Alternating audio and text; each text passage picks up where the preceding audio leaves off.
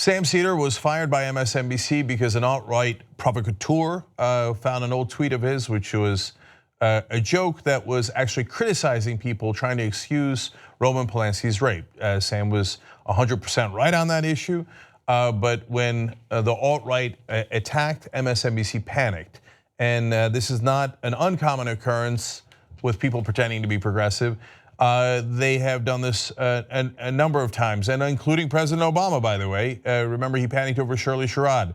And the line that always stays with me in that event was an administration official telling Shirley Sherrod, who works at the Department of Agriculture, they had done an edited video of her that was wildly deceptive. It was put up on Breitbart, and an administration official had said, "You've got to resign before Glenn Beck goes on air."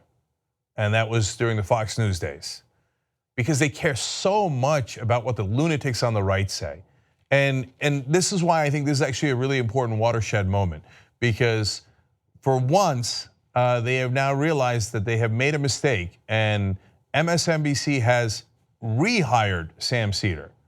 Nearly unprecedented. I'm not sure I've ever seen it in media. So part of the folks that Sam has to thank for that is you guys. So, and part of it is people that work at MSNBC who are frustrated, talk to the press anonymously. Some like Chris Hayes, who publicly backed Sam Seder, which was brave, courageous, and the right thing for Chris to do. And then also other journalists like Ryan Grimm and others who were outraged by what happened here. And of course, the public pressure most of all. So Phil Griffin, head of MSNBC, somehow still put out this statement. Sometimes you just get one wrong. And that's what happened here. We made our initial decision for the right reasons, because we don't consider rape to be a funny topic to be joked about. But we've heard the feedback, and we understand the point Sam was trying to make in that tweet was actually in line with our values, even though the language was not. Sam will be welcome on our air going forward. I love the power of the people when it actually works. Because instead of having MSNBC have a contributor or on-air host apologize and then fire them, which has been their pattern for years and years and years now. For you guys to speak out so loudly and clearly that they then reverse position and they themselves apologize. All right, at least we're going in the right direction here. But look, always credit where credit is due. So credit to Phil Griffin for coming to the right decision eventually. So, I'm glad that MSNBC changed and that Phil led in that direction. Okay, so now I want to quote Ryan Grimm here, because I think he's the one who started the online petition for Sam Seder in the first place.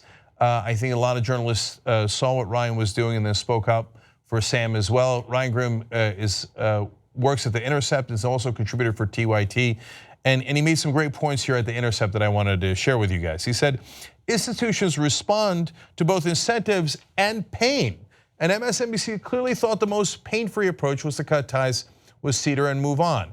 But the move brought tremendous fury down upon them from their own viewers and employees, both rank and file and on-air talent. Host Chris Hayes publicly supported Seder and broke with the network over the decision, while numerous employees gave brutal blind quotes to media reporters.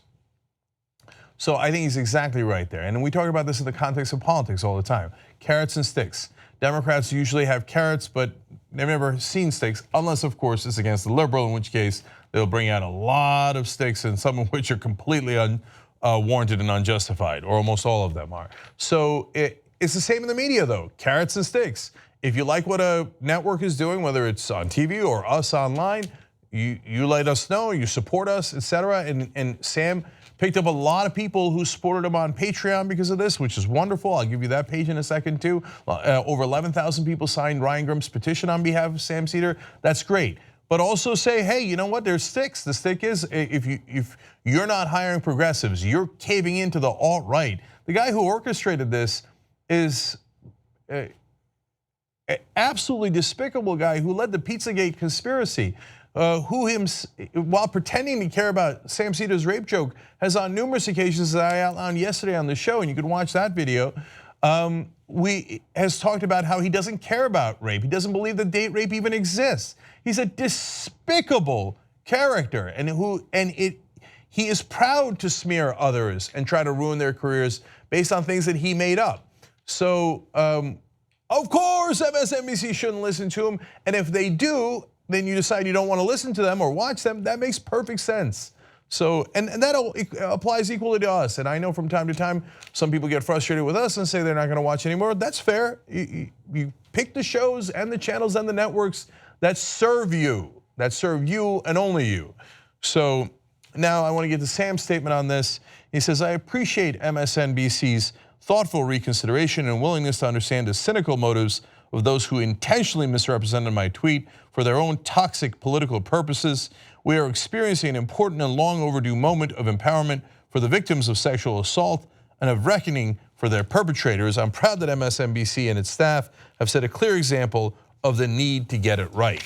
So good, magnanimous statement from Sam Seder on that, and now we'll be seeing him back on MSNBC as well. So by the way, at the end of the day, and the alt-right guy who cooked this up, what did you do?